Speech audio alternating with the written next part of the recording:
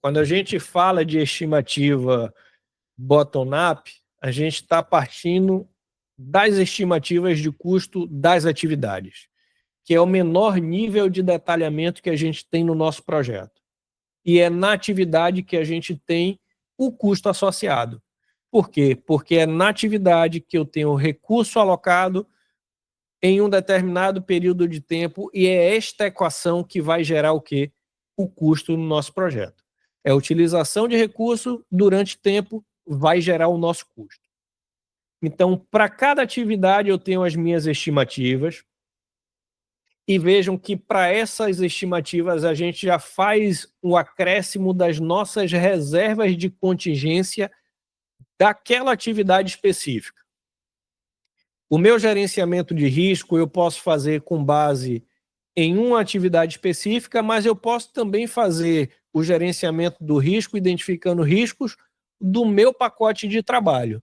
E eu posso ter o gerenciamento do risco identificando nos dois cenários, tanto na atividade quanto no pacote. Então, eu pego todo o custo associado à reserva de contingência da atividade e já somo ao custo dessa atividade. Quando eu somo o custo de todas as atividades que compõem um pacote de trabalho, eu vou chegar à minha estimativa de custo do pacote de trabalho. Então, a estimativa do pacote de trabalho, ela é composta pela estimativa de custo da minha atividade, mais a reserva de contingência daquela atividade específica. E o que é que eu vou somar à minha estimativa de custo desse pacote de trabalho específico? A minha reserva de contingência específica daquele pacote de trabalho. Nesse momento, eu tenho o quê? O custo por pacote de trabalho, já com a sua reserva de contingência associada. Nesse momento aqui, é comum que as organizações separem esses custos por conta de controle. Entendam conta de controle como sendo centro de custo, se é um GFD, se é uma ordem de investimento, se é sei lá, cada organização chama de uma forma, tá? Mas o termo mais comum é centro de custo. Entendam que o meu projeto, eu posso separar os nossos custos por, sei lá, o centro de custo de engenharia, centro de custo de, sei lá, de marketing, de TI. de TI.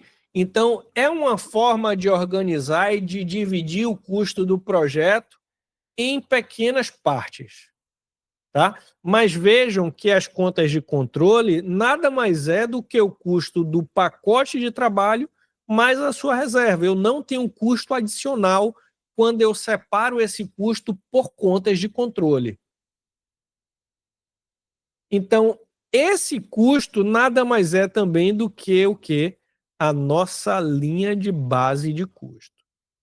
Então, o custo total dos pacotes de trabalho com as suas reservas de contingência é o que vai determinar a nossa linha de base de custo. Isso é um conceito importante, tá?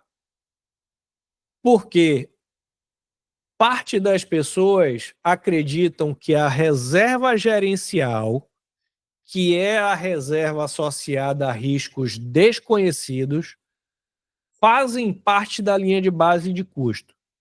Isso não é verdade, tá? A reserva gerencial, ela é somada à nossa linha de base do custo para a gente obter o orçamento do projeto. Conceitualmente, a gente vai tocar o nosso projeto de forma a não utilizar nossa reserva gerencial. Então, quando eu faço a minha análise de variação de custo previsto com realizado, eu não posso comparar o que eu realizei considerando a minha reserva gerencial, porque a minha reserva gerencial ela não está associada ao escopo do projeto, a riscos identificados, aos riscos que eu sei que estão associadas a incertezas do meu projeto. Aqui é uma reserva que eu digo assim, pô, eu entendo que eu não tenho a capacidade de identificar todos os riscos associados ao meu projeto. Beleza, isso é aceitável. Então, para esses riscos que eu não consigo identificar, eu vou estabelecer a minha reserva gerencial. Mas para os riscos que eu sei que estão associados às atividades, eu vou ter um custo adicional que vai estar na minha linha de base. Então, quando eu comparo real e planejado, eu considero nessa análise de variação as incertezas identificadas e associadas às atividades do meu projeto. Vejam como é que isso vai ficar quando a gente for analisar uma curva S. Então, vejam esse gráfico aqui, vamos analisar ele, tá? Essa linha mais escura aqui é a linha de base do custo. Isso quer dizer que é o meu planejamento. Então, eu planejei desembolsar ao longo do tempo estes valores cumulativos. Percebam que a nossa linha de base ela está o tempo inteiro abaixo da nossa linha de disponibilidade financeira. Então, eu fiz a minha reconciliação financeira, eu desenhei, eu determinei a minha linha de base do custo, respeitando os limites de disponibilidade financeira da organização. Se nesse início aqui eu tivesse planejado utilizar um valor acima dessa linha pontilhada, duas coisas iriam ocorrer. Ou eu ia atrasar o meu projeto, porque eu planejei executar atividades consumindo uma verba que eu não tinha disponível, ou eu ia precisar voltar para replanejar o meu projeto respeitando esses limites.